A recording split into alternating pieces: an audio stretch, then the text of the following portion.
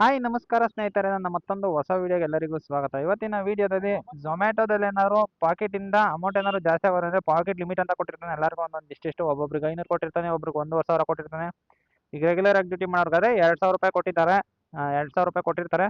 ಇವಾಗ ನೋಡಿ, ಇವಾಗ ನನಗೆ ಕ್ಯಾಶ್ ಆನ್ ಡೆಲಿವರಿ ಬಂದಿದೆ ಒಂದು 1,632 ರೂಪಾಯಿದು. ಅಂದರೆ ನನ್ನ ಪಾಕೆಟ್ ಬಂದು 1,200 ಚಿಲ್ಲರೆನೋ ಇದೆ ಅಷ್ಟೇ.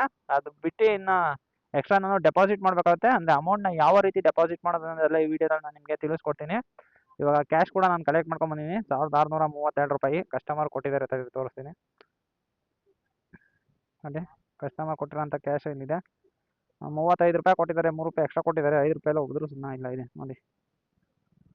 32 ರೂಪಾಯಿ ಟೋಟಲ್ ಆಗಿ 3 ರೂಪೀಸ್ ಜಾಸ್ತಿ ಕೊಟ್ಟಿದ್ದಾರೆ. ಇವಾಗ ನಾನೇನ ಆರ್ಡರ್ ಕಂಪ್ಲೀಟ್ ಕೊಟ್ಟರೆ ಇವಾಗ ಅದು ಇದಾಗೋಗ್ಬಿಡುತ್ತೆ. ಈಗ ಆರ್ಡರ್ ಏನಾದ್ರು ಕಂಪ್ಲೀಟ್ ಕೊಟ್ಟರೆ ಆಫ್ಲೈನ್ಗೆ ಹೊರಟೋಗುತ್ತೆ. ತಿರ್ಗಾ ನಾನು ಮತ್ತೆ ಹಾಕೋವರೆಗೂ ಆನ್ಲೈನ್ಗೆ ಹೋಗೋಕ್ಕಾಗಲ್ಲ. ಅದಕ್ಕಿಂತ ಈಗ ಮುಂಚೆನೇ ನಾನು ನಿಮ್ಗೆ ತೋರಿಸ್ಬಿಡ್ತೀನಿ ಯಾವ ಥರ ಅಮೌಂಟ್ನ ಡೆಪಾಸಿಟ್ ಮಾಡ್ಬೋದು ಅಂತ ನೋಡಿ. ಇಲ್ಲಿ ಕೆಳಗಡೆ ಕಾಣಿಸ್ತಾ ಇದೆ ನೋಡಿ, ಇಲ್ಲಿ ಪಾಕೆಟ್ ಅಂತ. ಈಗ ಪಾಕೆಟ್ ಮೇಲೆ ಕ್ಲಿಕ್ ಮಾಡ್ತೀನಿ ನೋಡಿ. ಪಾಕೆಟ್ ಮೇಲೆ ಕ್ಲಿಕ್ ಮಾಡಿದೆ. ಪಾಕೆಟ್ ಮೇಲೆ ಕ್ಲಿಕ್ ಮಾಡ್ತೀನಿ, ಇಲ್ಲಿ ಡೆಪಾಸಿಟ್ ಅಂತ ಇದೆ ನೋಡಿ. ಇಲ್ಲಿ ಡೆಪಾಸಿಟ್ ಮಾಡ್ಬೋದು. ಡೆಪಾಸಿಟ್ ಕೊಟ್ಟೆ ಬೈ UPI ID. ಇವಾಗ ಒಂದು 500 ರೂಪೀಸ್ ಮಾಡ್ತೀನಿ ನಾನು ನೋಡಿ. 500 ಡೆಪಾಸಿಟ್ ಮಾಡ್ತೀನಿ ನಾನು. ಕನ್ಫರ್ಮ್ ಕೊಟ್ಟೆ. ಈಗ ಫೋನ್ಪೇಲಿ ಆರಾಮಾಗಿ ನಾವು ಮಾಡ್ಬೋದು ನೋಡಿ. ಫೋನ್ಪೇ ಸೆಲೆಕ್ಟ್ ಮಾಡ್ಕೊತೀನಿ. ಪೇ 500 ರೂಪೀಸ್ ಅಂತ ಕೊಟ್ಟು ಇವಾಗ ನನ್ನ ಪಿನ್ ಅಕೌಂಟ್ನ ನಾನು ಇವಾಗ ಎಂಟರ್ ಮಾಡಿದೆ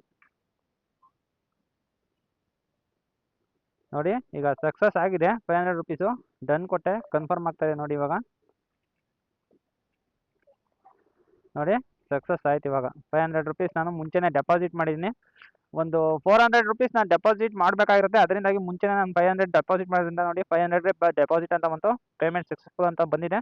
ಕ್ಲೋಸ್ ಕೊಟ್ಬಿಟ್ಟು ಇವಾಗ ನಾನು ಏನೋ ಆರ್ಡರ್ ಡೆಲಿವರ್ ಮಾಡಿದ್ರೆ ಇವಾಗ ಏನು ಆಫ್ಲೈನ್ಗೆ ಹೋಗಲ್ಲ. ಬಟ್ ಅಲ್ಲಿ ತೋರಿಸ್ತಾ ಇದೆ ಡೆಪಾಸಿಟ್ ಮಾಡಿ ಅಂತ. ಆದರೂ ಕೂಡ ಆಫ್ಲೈನ್ಗೆ ಹೋಗಲ್ಲ ನೋಡಿ. ಇವಾಗ ಕ್ಯಾಶ್ ಕಲೆಕ್ಟೆಡ್ ಕೊಡ್ತೀನಿ 1,632 ರೂಪಾಯಿ ನೋಡಿ. ಕ್ಯಾಶ್ ಕೊಟ್ಟೆ. ಆರ್ಡರ್ ಡೆಲಿವರ್ ಕೊಡ್ತೀನಿ. ಇವಾಗ ಆರ್ಡರ್ ಡೆಲಿವರ್ ಕೊಟ್ಟು 5 ಸ್ಟಾರ್ ರೇಟಿಂಗ್ ಕೊಡ್ತೀನಿ ನೋಡಿ. ಗೆಟ್ ನೆಕ್ಸ್ಟ್ ಆರ್ಡರ್ ನೋಡಿ. ಇವಾಗ ಏನು ಆಫ್ಲೈನ್ಗೆ ಹೋಗಿಲ್ಲ. ಅಕಸ್ಮಾತ್ ನಾನು ಏನಾದ್ರು ಡೆಪಾಸಿಟ್ ಮಾಡಿಲ್ಲ ಅಂದರೆ ಆಫ್ಲೈನ್ಗೆ ಹೊರಟೋಗೋದು. ಪಾಕೆಟ್ ತೋರಿಸ್ತೀನಿ ನೋಡಿ, ಲಿಮಿಟ್ ಎಷ್ಟಿದೆ ಅಂತ. ಇನ್ನು 132 ರೂಪಾಯಿ ಇದೆ ಅಷ್ಟೇ ನನ್ನ ಪಾಕೆಟಲ್ಲಿ. ಅಕಸ್ಮಾತ್ ಇವಾಗ ಏನಾದ್ರು ಇನ್ನೂ 132 ರೂಪಾಯಿಗಿಂತ ಜಾಸ್ತಿ ಏನಾದ್ರು ಕ್ಯಾಶ್ ಆನ್ ಡೆಲಿವರಿ ಬಂದರೆ ತಿರ್ಗಾ ಮತ್ತೆ ನಾನು ಪೇ ಮಾಡಬೇಕಾಗಿರುತ್ತೆ. ಅಂದರೆ ಕಂಟಿನ್ಯೂಸ್ ಆಗಿ ಲಾಗಿನ್ ಇರೋಕ್ಕಾಗಲ್ಲ. ಒಂದೊಂದ್ಸಲ ಗಿಗ್ ಇನ್ಕಂಪ್ಲೀಟ್ ಆಗೋ ಸಾಧ್ಯತೆ ಎಲ್ಲ ಇರುತ್ತೆ. ನಾವು ಡ್ಯೂಟಿಗೆ ಬರ್ತಾ ಇದ್ದೀವಿ ಅಂತಂದರೆ ಕ್ಯಾಶ್ ಆನ್ ಡೆಲಿವರಿ ಆಫ್ ಮಾಡ್ಕೊಳಕ್ಕೆ ಟ್ರೈ ಮಾಡಿ. ಅಕಸ್ಮಾತ್ ಕ್ಯಾಶ್ ಆನ್ ಡೆಲಿವರಿ ಇದ್ದರೆ ಸೇಮ್ ಇದೇ ಥರ ತೊಂದರೆ ಆಗ್ತಾನೆ ಇರುತ್ತೆ ನೋಡಿ. ಒಂದೇ ಆರ್ಡರು 1,632 ರೂಪಾಯಿ ಮಾಡಿಬಿಟ್ಟಿದ್ದಾರೆ. ಏನು ಮಾಡೋಕ್ಕಾಗಲ್ಲ. ದೊಡ್ಡ ಆರ್ಡರ್ ಕ್ಯಾಶ್ ಆನ್ ಡೆಲಿವರಿ ಕೊಡಬಾರ್ದು. ಅವನು ಕೂಡ ಒಂದು ಸ್ವಲ್ಪ ಯೋಚನೆ ಮಾಡಬೇಕು. ಈಗ ಡೆಲಿವರಿ ಪಾರ್ಟ್ನರ್ಸ್ ಏನು ಅಮೌಂಟ್ ಇಟ್ಕೊಂಡೇ ಬಂದಿರ್ತಾರೆ. ಈಗ 1,600, 2,000, 3,000 ಇಟ್ಕೊಂಡು ಬಂದಿರೋಕ್ಕಾಗುತ್ತಾ?